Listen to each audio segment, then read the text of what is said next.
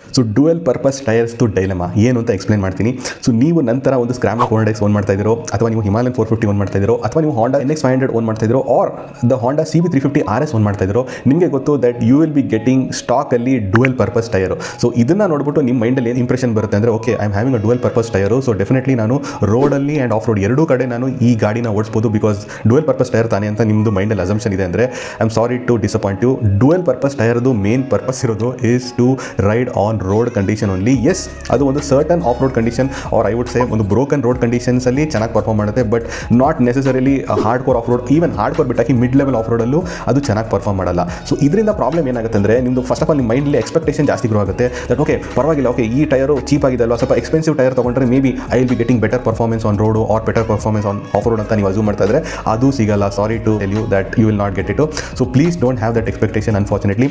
To be very honest, ನೀವು road tyres purpose ನೋಡಿದ್ರೆ and off road tyres purpose ನೋಡಿದ್ರೆ easily ನಿಮ್ಗೆ ಅರ್ಥ ಆಗ್ಬಿಡುತ್ತೆ. ಸಿ ರೋಡ್ ಟೈರ್ಸ್ ಆ್ಯಕ್ಚುಲಿ ಮಾಡಿರೋದು is to perform very well in road condition, in any weather condition, weather it be the wet weather condition, ಮಳೆ ಬರಬೇಕಾದ್ರೆ or the dry condition. And ನಿಮಗೆ ಅದರಲ್ಲಿ ಒಳ್ಳೆ ಟೈರ್ಸು ಡೆಫಿನೆಟ್ಲಿ ಸಿಗುತ್ತೆ. ಎಕ್ಸಾಂಪಲ್ ನಿಮಗೆ alpha H1 tyres ಆಗಲಿ, red ಎಸ್ಟಿಯನ್ tyres ಆಗಲಿ, ಇದೆಲ್ಲ ಸೂಪರಾಗಿ ಸಿಗುತ್ತೆ ನಿಮಗೆ, ಆಸಮ್ ಟೈರ್ಸು. ಆ್ಯಂಡ್ ನೀವು ತುಂಬಾ ಸ್ಯಾಟಿಸ್ಫೈಡ್ ಆಗಿರ್ತೀರಾ. And more the money you pay, obviously the experience ನಿಮ್ಮದು ಬೆಟರ್ ಆಗ್ತಾ ಹೋಗುತ್ತೆ. The same thing I can be said with off road tyres. So off road tyre also first thing clear ಮಾಡ್ತೀನಿ, yes ನಿಮಗೆ ಒಂದು better quality off road tyres you will get with more money for sure. ನಿಮಗೆ better block pattern ಸಿಗುತ್ತೆ and definitely ಅದು ಚೆನ್ನಾಗಿ perform ಮಾಡುತ್ತೆ off ರೋಡಲ್ಲಿ, but it will perform only in dry off road condition. Wet off road ಕಂಡೀಷನ್ಗೋಸ್ಕರ ನಿಮ್ಮದು ಯಾವುದು tyres ಮಾಡಿಲ್ಲ ಆಫ್ ರೋಡ್ ಟೈರ್ಸು. ಸೊ ಇದನ್ನು ಫಸ್ಟ್ ಹೇಳ್ಬೇಕಂತ ಇದ್ದೀನಿ. ಸೊ ಅದರಿಂದ ಒಂದು can understand very clearly that when ನಿಮಗೆ ಒಂದು ಮ್ಯಾನುಫ್ಯಾಕ್ಚರರ್ಸು ಎರಡನ್ನೂ ಅಚೀವ್ ಮಾಡೋಕ್ಕೆ ನೋಡ್ತಾನೆ, ಅಂದರೆ ರೋಡು ಪರ್ಫಾರ್ಮ್ ಮಾಡಬೇಕು, ಆಫ್ ರೋಡ್ ಮಾಡಬೇಕಂದ್ರೆ ಈ ಕ್ಯಾನ್ ನೆವರ್ ಅಚೀವ್ ದಟ್ಟು. ಈ ಒಂದು ನೀವು ನೋಡ್ಬೋದು, ಎಸ್ ನಿಮಗೆ ರೋಡ್ ಟೈರ್ಸಲ್ಲಿ ಇದು ಗ್ರೂಸ್ ಬಂದ್ಬಿಟ್ಟು ಯಾವ ಥರ ಇರುತ್ತೆ, ರೈನ್ ಡ್ರಾಪ್ಲೆಟ್ಸ್ ಆಚೆ ಬರೋತರ ಆ ಗ್ರೂಸ್ನೇ ತೆಗೆದಾಕ್ಬಿಟ್ಟಿರ್ತಾನೆ. So dual purpose tyres usually ನಿಮಗೆ ರೈನ್ ಕಂಡೀಷನ್ಸಲ್ಲಿ ಚೆನ್ನಾಗಿ ಪರ್ಫಾರ್ಮ್ ಮಾಡಲ್ಲ.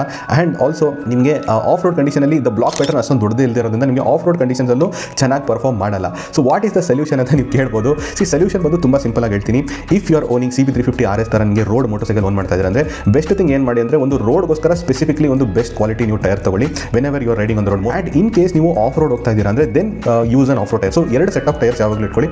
ನೆಕ್ಸ್ಟ್ ಬಂದ್ಬಿಟ್ಟು if you are owning motorcycle like Himalayan 450, mostly ನೀವು ರೋಡ್ ಟೂರ್ಸ್ ಮಾಡ್ತಾ ಇದ್ದೀರಾ ಅಂದರೆ go with stock tyres. But whenever you are going on off road situation, ಅದಕ್ಕೋಸ್ಕರ ನೀವು ಸ್ಪೆಸಿಫಿಕಲಿ ಒಂದು ಆಫ್ ರೋಡ್ ಟೈರ್ಸ್ನ ಇಟ್ಕೊಂಡಿರಿ. ಅದಾದಮೇಲೆ switch back to the stock tyres. But ನಂತರ ನೀವು ಸ್ಕ್ರಾಮ್ಲರ್ 400X ಓನ್ ಮಾಡ್ತಾ ಇದ್ದೀರಾ, ಜಸ್ಟ್ ಏಸ್ಥೆಟಿಕಲಿ ಚೆನ್ನಾಗಿ ಕಾಣಕ್ಕೆ ನೀವು ಡ್ಯುಯಲ್ ಪರ್ಪಸ್ ಟೈರ್ ಯೂಸ್ ಮಾಡ್ತಾ ಇದ್ದೀರಾ ಅಂದರೆ simply don't have much expectation. ನಿಮ್ಗೆ ಯಾವ್ದು ಇಷ್ಟ ಇದೆ ಅದನ್ನ ತಗೊಳ್ಳಿ. Whether it be the Apollo Tramplr XR or the Maxxis Maxx floor tyres or that rise ಮೋಟೋದು trail R or tour R, ಯಾವುದಾದ್ರು ತಗೊಳ್ಳಿ. ನಿಮ್ಗೆ ಯಾವ್ದು ಚೆನ್ನಾಗಿ ಅನಿಸುತ್ತೆ ನೀವು ತಗೊಳ್ಳಿ, ಬಟ್ ಜಾಸ್ತಿ ಎಕ್ಸ್ಪೆಕ್ಟೇಷನ್ ಇಟ್ಕೊಳ್ಳಿ, ತುಂಬ ಡಿಫ್ರೆನ್ಸ್ ಅಂತೂ ಇರಲ್ಲ. ಸೊ ನಾನು ಅದಕ್ಕೋಸ್ಕರ I have still not upgraded my Scrambler 400X ಟೈರ್ಸ್ನ ಅಪ್ಗ್ರೇಡ್ ಮಾಡಿಲ್ಲ.